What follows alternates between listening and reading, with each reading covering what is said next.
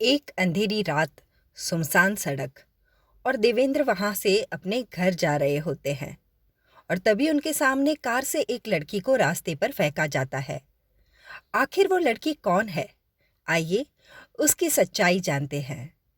तो फिल्म की शुरुआत होती है देवेंद्र की प्रेस कॉन्फ्रेंस से। देवेंद्र, जो पेशे से एक लॉयर है, उन्हें किताबें लिखने का बहुत शौक है। उनकी किताबों में हमेशा औरतों को बेवफा बताया जाता है। उस कॉन्फ्रेंस से जब वो घर लौट रहे होते हैं, तब अंधेरी रात में देवेंद्र की कार के आगे एक लड़की को कार से फेंका जाता है। देवेंद्र और उसके चाचा जब लड़की के पास जाते हैं, तब पता चलता है कि वो लड़की बेहोश है और उसके सर पर चोट भी लगी है। देवेंद्र पुलिस को बुलाने कहते हैं, तब उसके चाचा उस लड़की पर दया खाकर उसे अपने घर लाने की बात करते हैं। आखिर में उस लड़की को देवेंद्र के घर लाया जाता है। डॉक्टर उसका इलाज करते हैं और वो होश में आ जाती है। दूसरे दिन सुबह वो लड़की काफी अजीब बर्ताव करती है। वो अपने आप को मिसेस देवेंद्र बताती है। पूछे जाने पर उसे अपनी माँ बाप और पिछली जिंदगी से कुछ भी याद नहीं होता। यहाँ तक कि उसे अपना नाम भी याद नहीं है। और बस वो यही रट लगाए बैठी है कि वो देवेंद्र की पत्नी है। देवेंद्र उसकी बातें सुनकर खूब चिढ़ जाते हैं। तब वो लड़की ऐसा बताती है कि मानो वो देवेंद्र को बरसों से जानती है।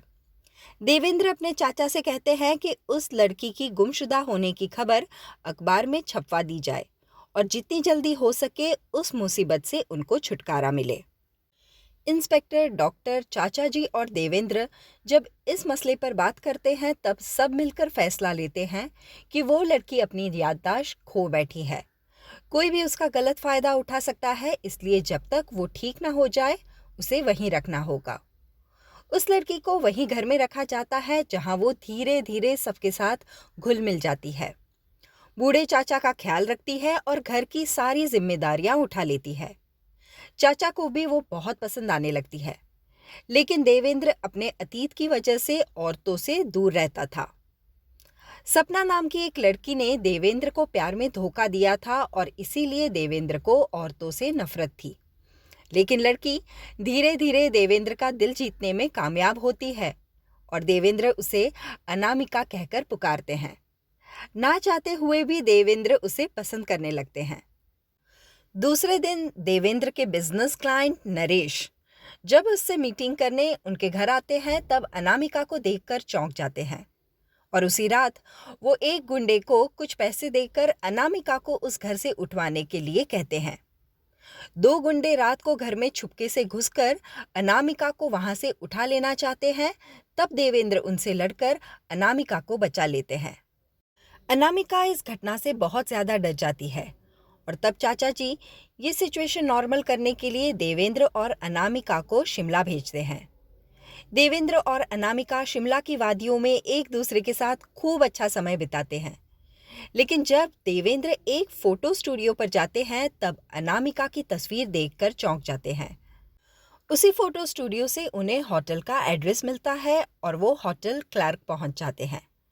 रिसेप्शनिस्ट उन्हें बताती है कि वो मिसेस मल्होत्रा की तस्वीर है। वो अपने पति के साथ उस होटल में आई थी। फिर वो देवेंद्र को मिसेस मल्होत्रा का एड्रेस देती है। देवेंद्र का दिल टूट जाता है जब उसे पता चलता है कि अनामिका एक शादीशुदा औरत है। शिमला से वापस मुंबई आने के बाद देवेंद्र मल्होत्रा से मिलते हैं और तब उसे पता चलता है कि अनामिका का असली नाम कंचन है और वो पैसे की लालच में मिस्टर मल्होत्रा के साथ शिमला गई थी। वो कंचन की असलियत जानने के लिए देवेंद्र को डांसर रूबी के पास भेजते हैं। देवेंद्र अनामिका के साथ डांसर रूबी का शो देखने जाते हैं। शो के बाद डांसर रूबी देवेंद्र को बताती है कि अनामिका एक रेड में पकड़ी गई थी। वो रेड उन लड़कियों के लिए था जो अपना जिस्म बेचती है। देवेंद्र रूबी की बात सुनकर चौंक जाते हैं और देखते हैं कि अनामिका वहां से चली गई है। देवेंद्र घर जाकर अपने चाचा को ये पूरी बात बताते हैं कि अनामिका एक धोखेबाज, बाजारू लड़की है। देवेंद्र अनामिका को अपने घर से निकाल देते हैं और रास्ते में कुछ गुंडे अनामिका को पकड़कर जबरदस्ती नरेश के पास ले जाते हैं। नरेश अनामिका को अपने पिताजी की जायदाद के कागज पर दस्तखत लेना चाहता था, लेकिन उसके वकील की वजह से वो ऐसा कर नहीं पाता और अचानक वहां पर उनके बीच झड़प हो जाती है, जिसमें आग लग जाती है। वकील और अनामिका वहां से भाग खड़े होते हैं, लेकिन नरेश उस आग में फंस जाता है।